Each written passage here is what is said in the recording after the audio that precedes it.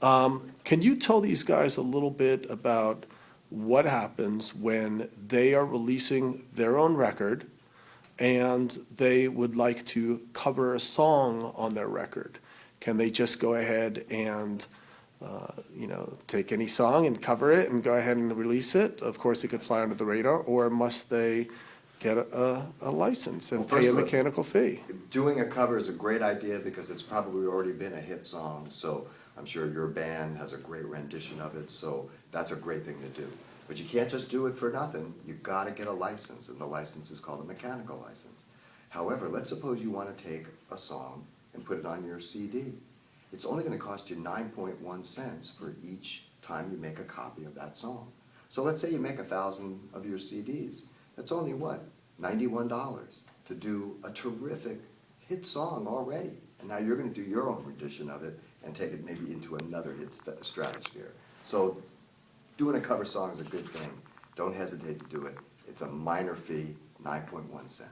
Okay, well, let's start off with a couple questions. Number one would be, where can independent artists very easily get that license? And number two would be, are there any additional fees?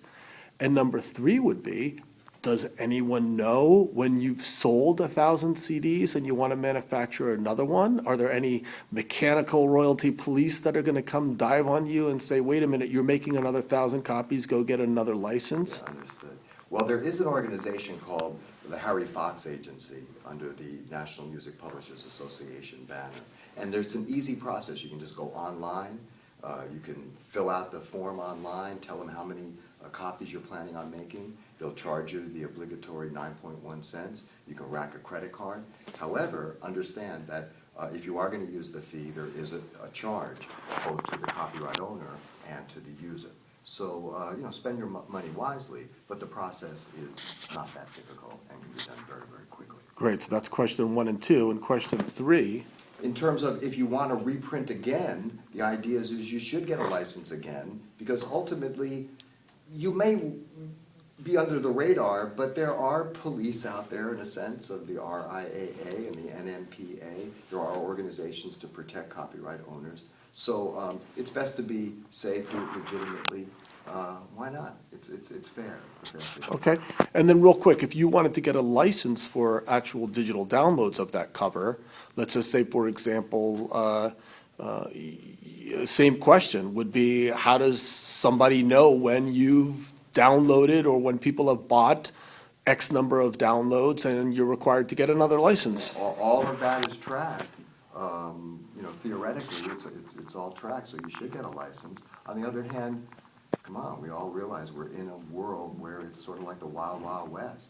So we all understand that there's this black market, there's this illegal activity that goes on, and I do call it illegal, but there's also the paid, legitimate realm that we live in.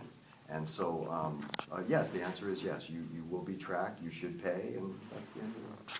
That's my perspective. I always tell students, you might be able to fly under the radar, but if the idea is to get successful, when you do get successful, obviously people are going to say, well, wait a minute. Absolutely. So why start off in a bad way?